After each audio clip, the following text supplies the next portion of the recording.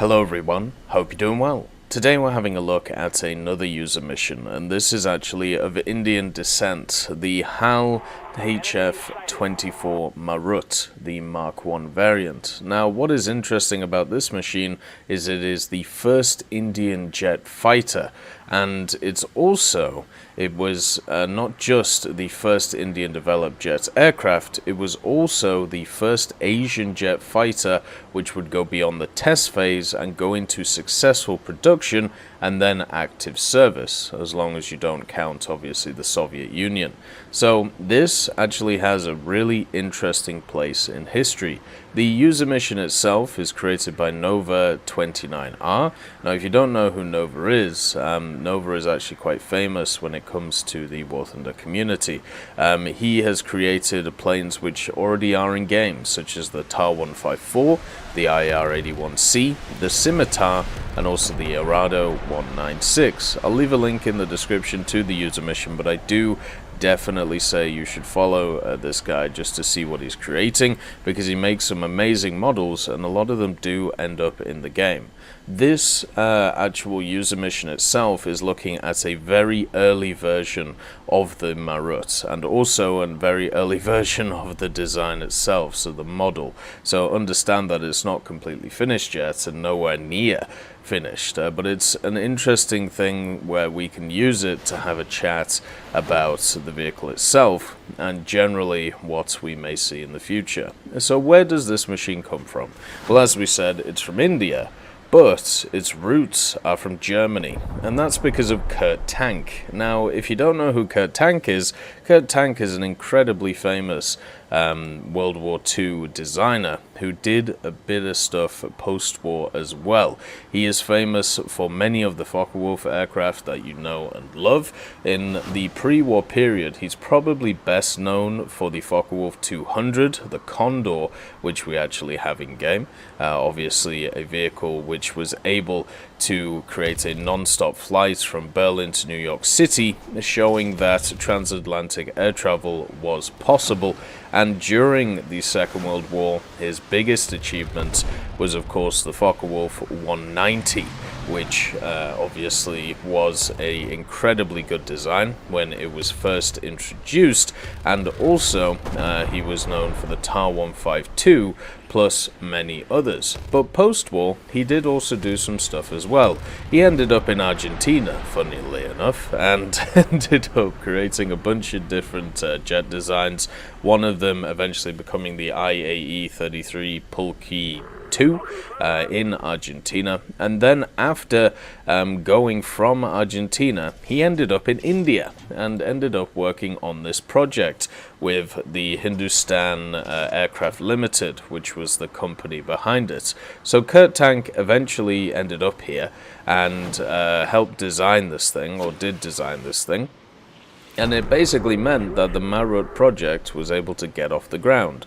So Kurt Tank isn't just somebody who made fantastic aircraft during the Second World War, he was also an individual who was a pioneer and helped other countries be able to create some interesting designs. Now the Marut itself is a fighter bomber. It is very similar to, I suppose if I was going to compare it to a vehicle in game when it comes to its capabilities, the vehicle would probably be the Q5, weirdly enough. It's obviously different in certain areas such as armament and engines, but generally what you're looking at is the same idea. A vehicle which is supposed to go fast, it's supposed to be designed to go, nearly Mach 1, or its maximum speed was 0.93, so a little bit slower than the Q5, but it would have access to rockets and bombs in the form of Matra packs. It could take 50 2.68 inch or 68 millimeter rockets and up to 4,000 pounds worth of bombs on 4 wing pylons. It also was armed with 4 30 millimeter Aiden cannons with 120 rounds per gun Q7, so a lot better than the Q5. But the general idea of this machine is that it would be used in a similar way to how the Q5 would be used. So very fast, get in, smash, get out kind of thing. And the reason for this is because when it came to what India was doing at the time during the 60s and also the 70s, it was believed that in India they were obviously going to have future wars with Pakistan. Now, if you don't know the political issues between the two countries, let's just say they haven't gotten along for a very long time. Some of these issues even flared up last year, which shows the ongoing issue. And Indian planners believed that they were going to have high intensity, short duration conflicts, because basically what would happen is the two sides would meet, attack each other, and then foreign powers would come in and make it chill out, basically. So they tried to create a fighting force which was designed around this, creating a powerful tactical strike force to facilitate these ideas. So they would do very high impact, very high intensity, small runs, short runs, because they knew they wouldn't have time to do really anything else. So therefore, they decided to run specific aircraft such as the HF-24s, the MiG-21FLs, and also the Su-7BMs, so many Soviet vehicles, to be able to do this. And then also with the MiG-23BN coming in, the MiG-27s, and also the MiG-21Ms, they would be able to use these as well.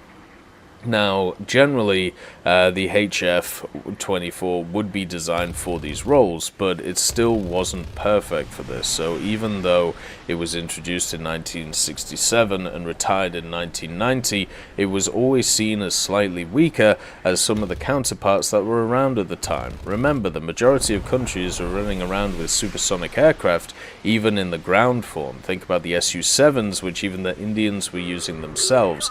And the main issue that the Indians ran into when it came to the Marut was its engines. The Mark I used Bristol Siddeley Orpheus Mark 703 turbojet engines with 4,900 pounds of thrust each, and if you compare that to a bunch of other vehicles around at the time which had either similar roles or better roles or different roles, the speed in general was really not there. But there is a lot of pilots who do come out in favor of the Marut. They talk about the fact that the cockpit was really nice. They talk about the fact that the general characteristics of the vehicle in low-level flights, it felt really good. And also, because it was designed in this low-level ground attacking area, it was also very, very strong.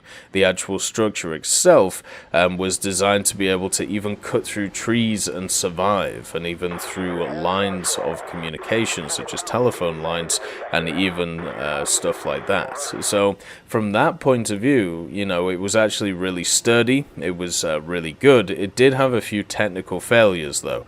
It had a few issues when it came to its ejector seat. It didn't always function properly, and also at the same time it definitely had a lot of issues when it came to its engines. One of the biggest issues was because of HAL and their not design of the machine, because the design was solid, but the actual production of the parts. They just ran into so many problems with trying to keep these things in the air. Hydraulics were a constant issue for this aircraft, which meant that actually getting it off the ground and making sure it didn't explode in flight or didn't have any issues was always a trouble with it, which is why it was normally favored to go for the other vehicles which were around at the time, mainly the Soviet ones. So the Marut in War Thunder, where would it actually end up? Because technically this is an Indian design in its entirety. Yes, it has British engines. Yes, it has Aidens in it. Yes, it has, you know, a German designer and, you know, British parts, but also mainly this is an Indian vehicle. this would be another one of those vehicles which would fit pretty well in a little sub-tech tree which you could give India. And this is kind of the thing that I want to push in the next few months. The sub-tree idea that we've seen with South Africa, successfully seen with South Africa, could easily be expanded to many other nations. And now there are so many different opportunities for vehicles like the HAL HF-24 Marut to be in game. It just makes me incredibly happy, and I hope in the future we do see more stuff like the Marut in game. Even if it may have had its issues in real life, that doesn't mean in War Thunder it can't shine. I hope you all have a wonderful day, and I'll see you next time. I'd just like to thank Teddy, John Ryman, Universe, Conte Baraka, Trigger Hippie, Eugens Terry, Ambrosius McClellan, Daniel Stanton, Martinez, B. Young, Hosest Kishol, Hans, Bareen, and Samuel Schlick for supporting the channel.